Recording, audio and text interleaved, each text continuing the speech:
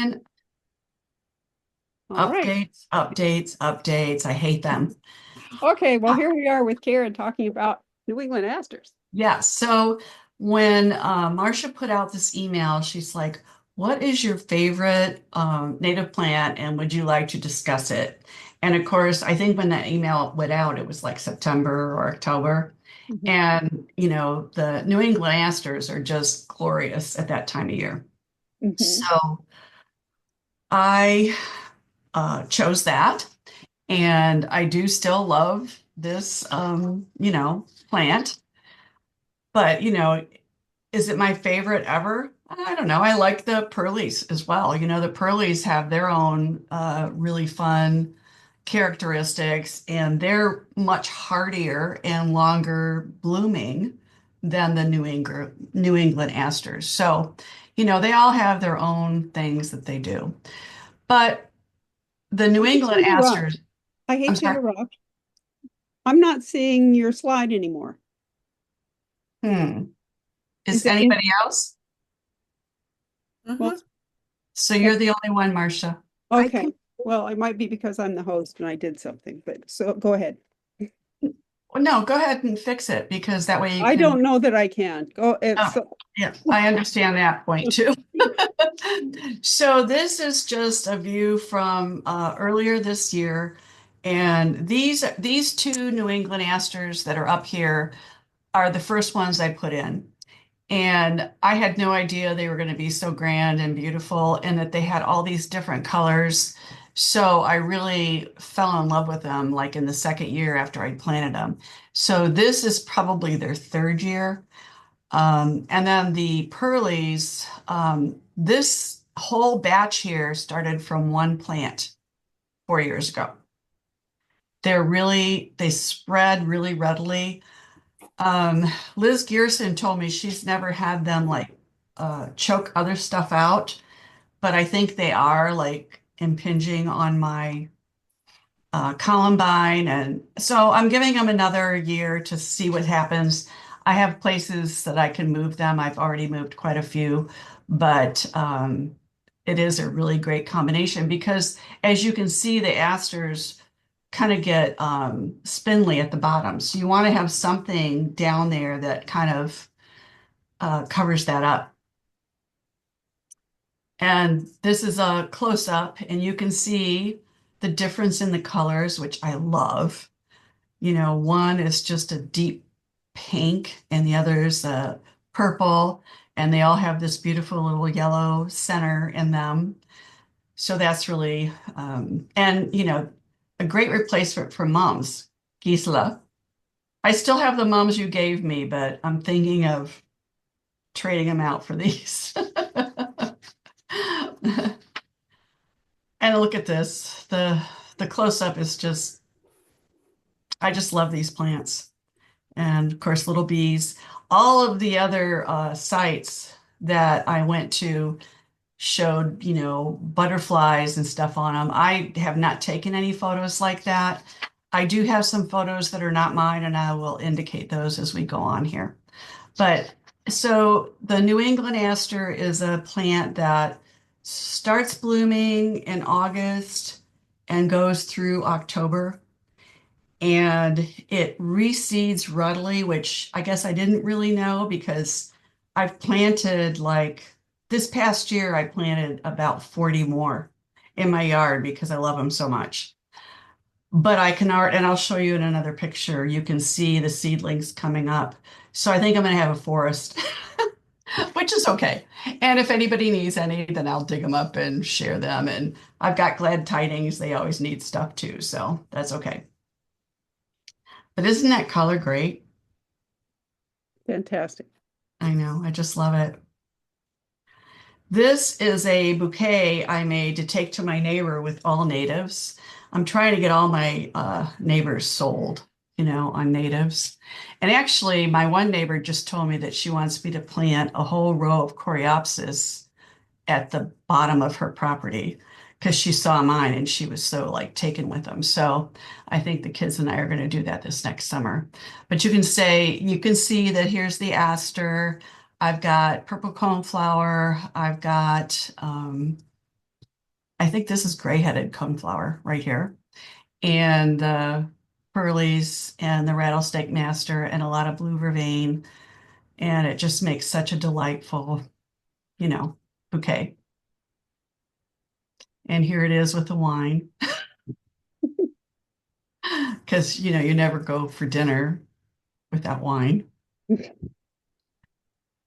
And this is the base of that same bed I just showed you. And you can see all these are separate seedlings. And some of them are part of the 38, I think, flat that I got either from Wild Ones or from Michelle. And Walter planted all those for me, but you can see there's a lot of them coming up here too. So I think I'm going to have plenty to move. And then this is the big leaf aster, which blooms a little earlier than the New England aster. I don't personally like this plant as much, but I think once it all gets filled in, I think it's going to be really pretty. So they talk about the clasping leaves on this, that if you want to identify a New England aster, it's a hairy leaf, it's fuzzy, and then the leaves clasp around and almost encircle the stem. So when, they're first coming up, that's one indication that it's not a weed. Don't pull it. And then here's a smaller one. I think this one came from Prairie Moon or Prairie Nursery. But you can see here again, the leaves almost completely encircle the stem, and it makes like a little cup, almost like the cup plant does. It's kind of cool. And look at that. They get really bushy.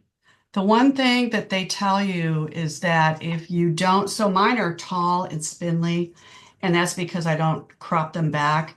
But I think next year, since I'm going to have so many, I'm going to do the Chelsea chop they talk about doing in June and July, and just cut about a third of the plant off before they flower.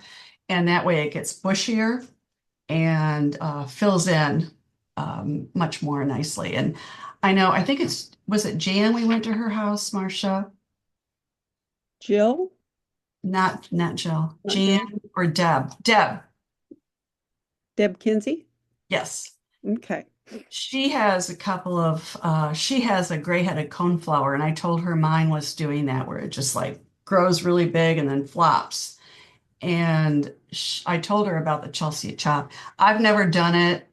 Um, I usually just don't get to it, but she said she did it and it made all the difference in the world. So if you have a really tall, flowering native that gets really tall and then just like falls over, a lot of them, if you just chop them off about a third of the plant off at the top, it will make them more bushy, less tall, and a lot more prolific.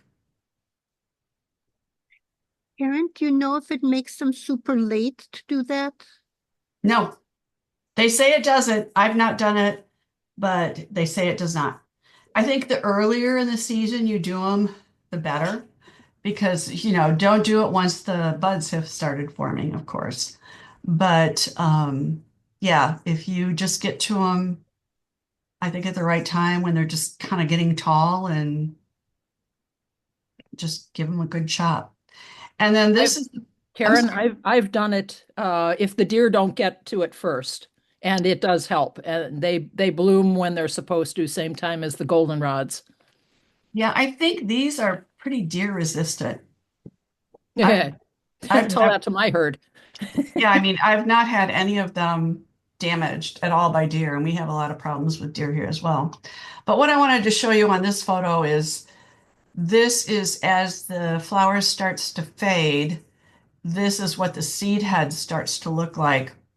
And unfortunately, I did not get a picture of the seed head just as it's ready to disperse, but it gets really fluffy, like almost not like a milkweed, but kind of like a milkweed, but it has a lot of these like really white, fluffy hairs.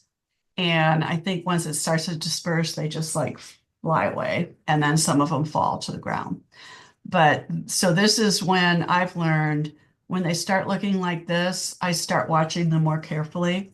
And if I want to harvest the seeds, I mean, because as you guys know, it can like happen overnight. Like one day you're looking at them, they're not ready, and then the next day they're like gone. So just so you know that.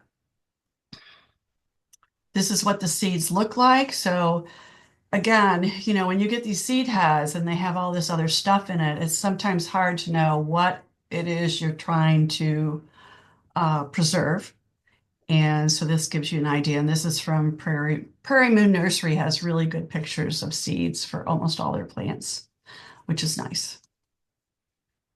And then this is one of the moths that this aster plant and most aster plants is a host for. And I mean, it's a pretty moth. It's green. It's, wavy line emerald moth. But what I was really impressed by was the caterpillar. This is the caterpillar.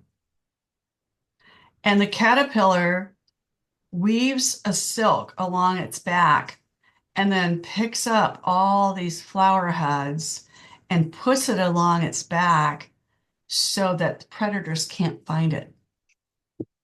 I thought that was so cool. It is. And it's called the wavy lined emerald moth caterpillar, and also called the camouflage looper. So, and you can kind of see why. When I started seeing these pictures, when I was doing, just a little bit of research for this tonight, I thought, what is that? It looks like a pile of crap. But it was actually a caterpillar, and there are different pictures. So if they're on something like an aster, all these things here will be purple or pink. It'll be whatever the color of the flower is. And then as they seem to know, whenever those colors start to fade, they get rid of all that and go gather some new ones. And that way they stay camouflaged. So I thought that was cool. It is. And I did put in here, since it's being recorded, you guys will be able to find this. This is from Prairie Nursery. It has like whatever they say. They say medium to moist. My yard's pretty dry.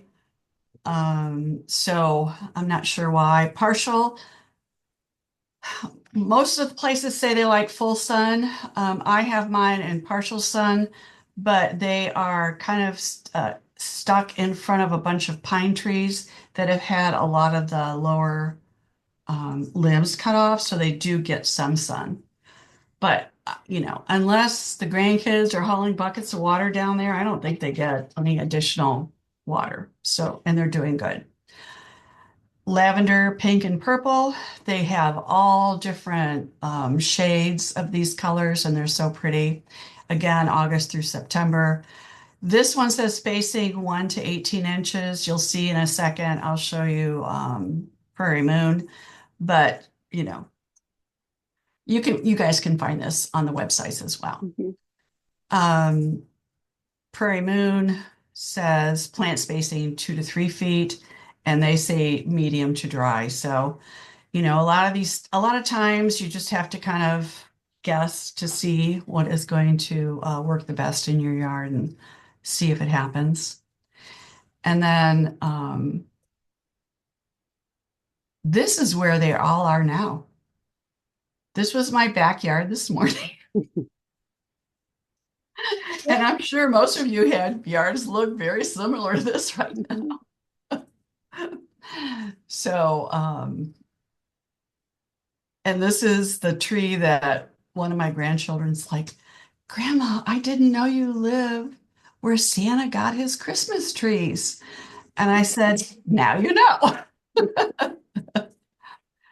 And then this is my front yard with the frosting on the top.